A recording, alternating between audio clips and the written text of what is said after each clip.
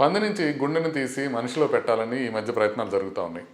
ఇప్పటికే పందికి సంబంధించిన valves, heart valves చాలామందికి వాడుతుంటారు. అది అయోటిక్ వాల్వ్ అనే చోట పందికి సంబంధించిన వాల్వ్స్ డిప్లాయ్ చేస్తుంటారు. సో అలా కాకుండా హార్ట్ మొత్తాన్ని పంది నుంచి మనిషిలో పెడితే ఎట్లుంటుంది అనేది ఆలోచన వచ్చిందనమాట. ఎందుకంటే ఆల్మోస్ట్ సైజు సేమ్ ఉంటాయి, హార్ట్ సైజు పందులకి మనుషులకి. దాంతోపాటుగా వాళ్ళ జీనోమ్ కూడా పందులు మనం బాగా స్టడీ చేస్తున్నాం. దాంతోపాటుగా ఇంపార్టెంట్ థింగ్ ఏంటంటే అవి మనకు కావాల్సినప్పుడల్లా దొరుకుతాయి. ఇప్పుడు హార్ట్ ట్రాన్స్ప్లాంట్ అవసరమైన వాళ్ళకి హార్ట్ దొరకాలంటే చాలా కష్టం. ఎందుకంటే ఎవరో ఒకరికి యాక్సిడెంట్ అయిపోయి వాళ్ళు మరణించి బ్రెయిన్ డెడ్ అయ్యి హార్ట్ బాగా పనిచేస్తుంటే ఇలా ఉన్న వాళ్ళకి మాత్రమే హార్ట్స్ తీయగలుగుతారు. అది చాలా షార్ట్ సప్లైలు ఉంటాయి. అందుకని చాలామందికి హార్ట్ ట్రాన్స్ప్లాంట్స్ అవసరమైనా చేయడానికి కుదరదు. అందుకోసమే పంది నుంచి కనుక మనం తీసి పెట్టగలిగితే మనకు ప్రాబ్లం లేదు అనేది ఒక ఐడియా వచ్చింది. అయితే ప్రాబ్లం ఏంటంటే పంది నుంచి పెట్టి తీసిన తర్వాత 2 రకాల మేజర్ ప్రాబ్లమ్స్ వస్తున్నాయి. ఒకటి ఇమ్యూన్ రిజెక్షన్. పందిని టిష్యూని అవి మనుషులు గుర్తించి దాని యాంటీబాడీస్తో ఆ హార్ట్ని అటాక్ చేస్తున్నాయి. రెండోది ఏంటంటే ఆ హార్ట్ రక్తనాళాల లోపల క్లాట్స్ వస్తున్నాయి.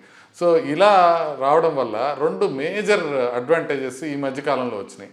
ఒకటేం చేశారంటే జెనెటిక్ మాడిఫై చేశారనమాట. పందిని జెనెటిక్ మాడిఫై చేశారు. ఏదైతే పిగ్ షుగర్స్ ఉంటాయో అవి మన యాంటీబాడీస్ ఏవి అటాక్ చేస్తాయో వాటిని మాడిఫై చేశారు. GGTA1 అని, CMAH నాకౌట్ అని, B4GLAN2 వాకౌట్ అని, ఇట్లాంటి కొన్ని పిగ్ జెనెటికలీ మాడిఫైడ్ హార్ట్స్ తీసుకొని పెట్టారు. ఇట్లా ఇద్దరికి ఇప్పుడు దాకా చేయటం జరిగింది. మొదటి ఆయనకి మనకి జనవరి 2022లో చేశారు ఇది. ఆయన 2 నెలల పాటు బతికాడు. రెండో ఆయనకి సెప్టెంబర్ 23లో చేశారు.